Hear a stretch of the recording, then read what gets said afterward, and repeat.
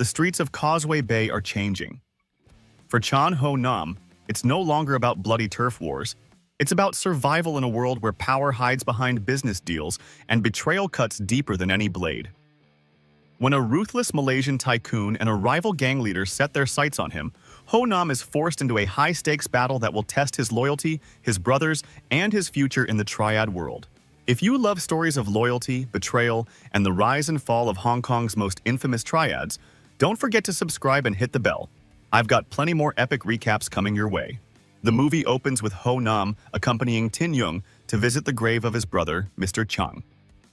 On the way back, Tin Yung explains why he chose Ho Nam. Out of the 12 branch leaders to join him, he sees him as family. He advises that the triads have moved past street fights and flashy rascals. For him, it is about staying low-key, avoiding violence, dressing with respect, and making money without drawing the wrong kind of attention. Their conversation feels warm, like that of a father and son. Later that night, Ho Nam returns to his pub. Bao Pei tells him they have been receiving repeated tickets from the police. 2 more could lead to an arrest, but Ho Nam tells him not to worry. While scanning the room, Bao Pei notices a man putting something into a woman's drink. She gulps it down without suspicion. Soon, she begins acting strangely, and another man tries to take advantage of her. Then the man who spiked her drink suddenly attacks him, pretending to defend her. Bao Pei realizes what is happening. They are deliberately causing trouble in the bar to draw police attention. All the incidents that brought them tickets were part of their setup. He breaks the fight and orders them to leave.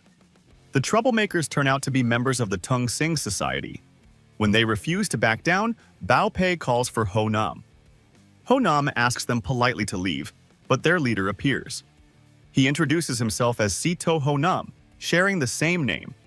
He defends his group's actions and boldly declares that he will overthrow Ho Nam and take over Causeway Bay.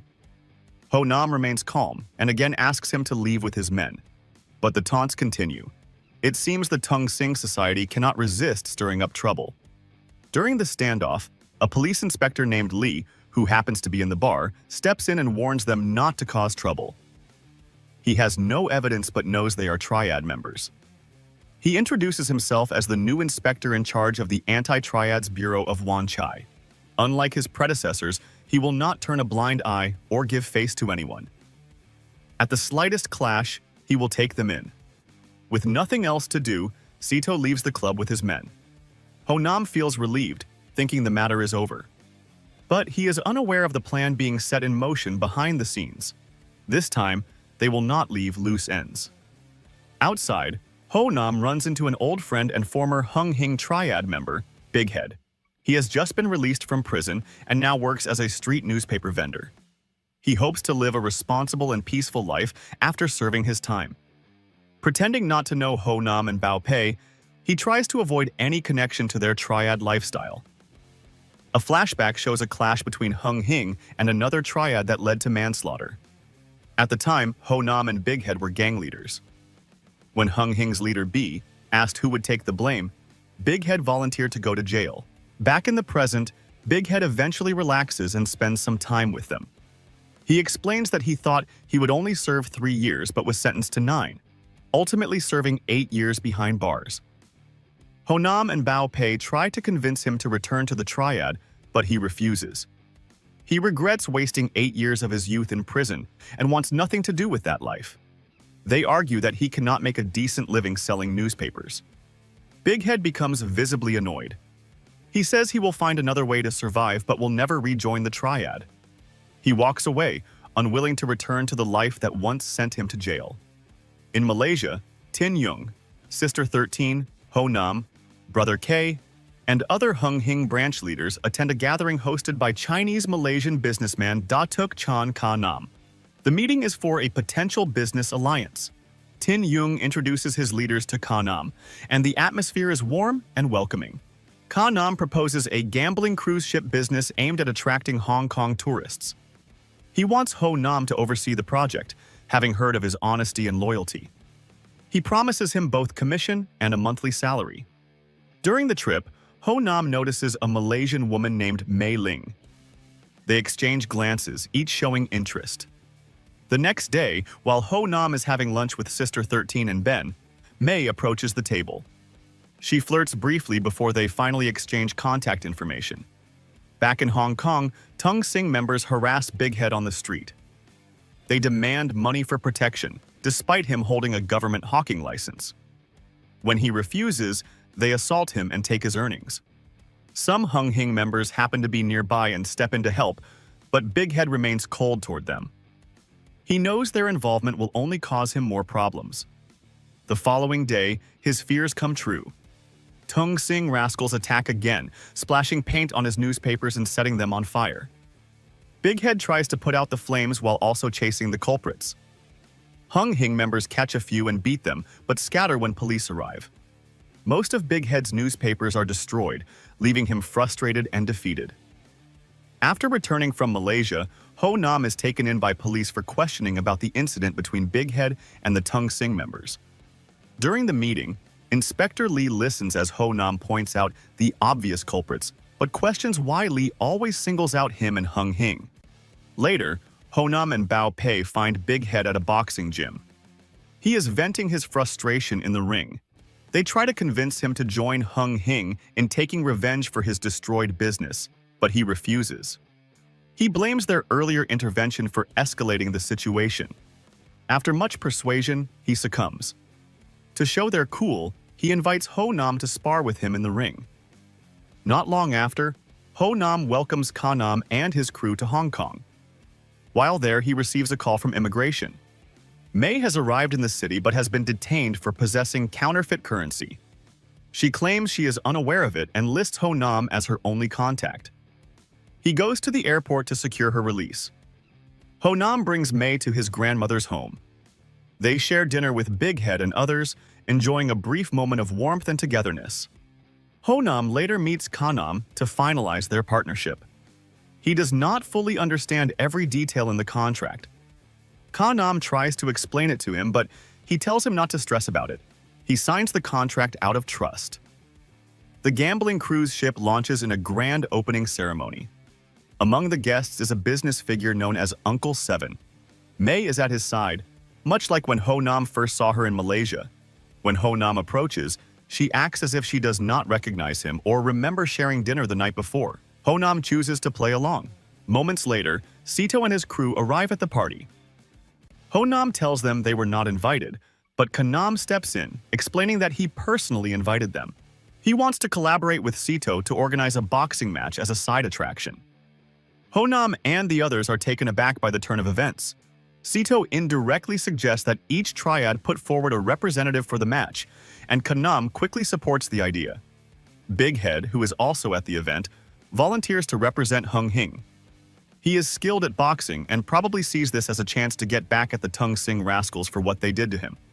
Ka Nam notices Ho Nam's displeasure but reminds him not to discriminate, insisting it is strictly business. While guests enjoy the games and entertainment, a security guard calls Ho Nam over. May has been caught cheating at the gambling table. Ho Nam calls her aside. She flirts, thinking he is interested in her, but he turns her down. Though still hurt by how she ignored him earlier, he pardons her since it is the first day of business. Ho Nam, who's slightly jealous and suspecting an affair between her and Uncle Seven, tells her flatly to return to him. However, she clarifies that he is her godfather and was just scared to interact. The next day, Ho Nam arrives at his restaurant to find Sito and his men occupying every table since morning, preventing customers from being served. When confronted, Sito claims they have the right to stay as long as they are paying. Ho Nam calls Officer Lee. Lee orders Sito to choose between paying his accumulated bill and leaving, or paying a $2,000 bail for each of his boys. He scolds Sito's followers for looking for trouble on New Year's Eve instead of being with their families. Humiliated, Sito leaves with his boys. Outside, as the New Year's countdown begins, Ho Nam and May share a passionate moment. During the celebrations, Big Head pulls Ho Nam aside. He points out that the contract Ho Nam signed with Ka Nam does not mention the cruise ship business and wonders if there is another contract. Ho Nam brushes it off, too caught up in the festivities to give it much thought. Not long after, police arrive and take Ho Nam into custody, accusing him of involvement in commercial swindling. At the same time, a street brawl erupts between the two rival groups. Several from each side are arrested, including Banana Skin. After giving his statement, Ho Nam is invited by Officer Lee to discuss the previous night's clash. He insists he had no part in starting the trouble, but Lee reminds him that as a leader, he is responsible for the actions of his followers. Ho Nam listens in silence and goes with him. Back in the holding area, tensions explode. A member of the rival gang, seeking revenge for his brother's death in the fight, pulls a gun and shoots Banana Skin in cold blood. Officer Lee and Ho Nam rush in to find him lying in a pool of blood. Rage surges through Ho Nam and he grabs a bottle to retaliate but is restrained before he can reach the shooter. Later, a somber crowd from Hung Hing gathers outside the station with Banana Skin's family to pay their respects, only to be met with locked gates. Fearing an escalation, the officers keep them out. Lee comes out to confront Ho Nam, chastising him for bringing such a large group to a police station. Ho Nam signals for the majority to step back, leaving only close friends and family. Lee allows them to honor Banana Skin from outside. The next day, Ho Nam, with a few trusted allies, goes to the cruise ship to confront Kanam about the swindle tied to the contract. The truth hits hard. Kanam has been colluding with Sito all along, using the alliance as a setup. Worse, May was part of the plan, planted to get close and report back on him. Without a word, Ho Nam turns away. She runs after him, but he warns her to stay away. Despite the fallout, Hung Hing refuses to pull out of the boxing race, training harder than ever for a shot at payback. Tong Singh keeps disrupting their businesses, but Ho Nam holds back from retaliation. One night, while he's smoking, Sito strolls up and challenges him to a one-on-one fight, promising to leave Causeway Bay if Ho Nam wins.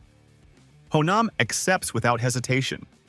At a press conference to promote the fight, a reporter confronts Kanam with questions about the fraud linked to Ho Nam, suggesting he's behind it.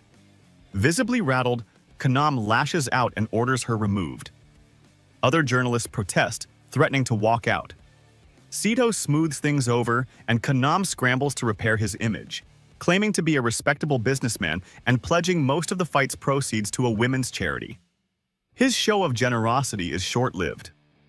Kanam's wife storms in, calling him a fraud and an abusive husband, revealing that he infected her with an STD from his affairs.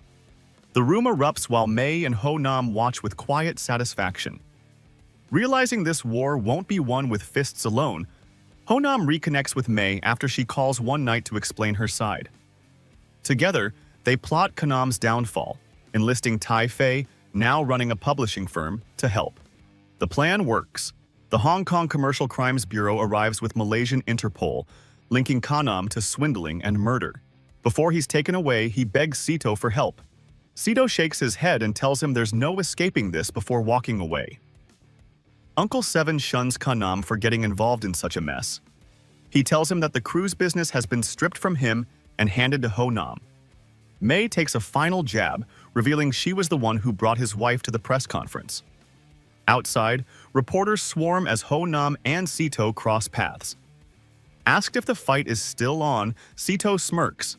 It's happening, and the crowd is already pouring in.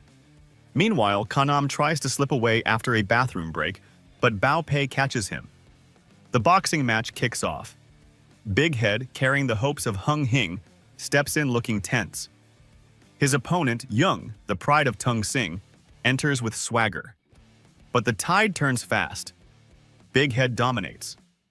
In the middle of the bout, Young realizes the woman he was with was sent by Sister 13 to wear him down, having led him on 7 missionary journeys right before the fight. After a hard-fought battle, Big Head takes the win. Then it's Ho Nam and Sito's turn. Their private duel spills into the ring.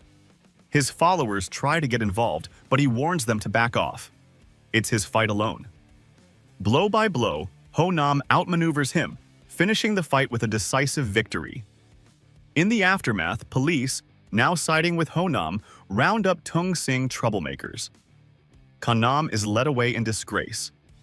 Hung Hing celebrates its triumph, and Ho Nam and May head home together, marking the beginning of their love story. And that's the recap. If you made it this far, you're officially more loyal than Big Head after 8 years in prison. Smash that like button before Sito Honam crashes the party, and subscribe so you don't get scammed by a fake cruise ship deal.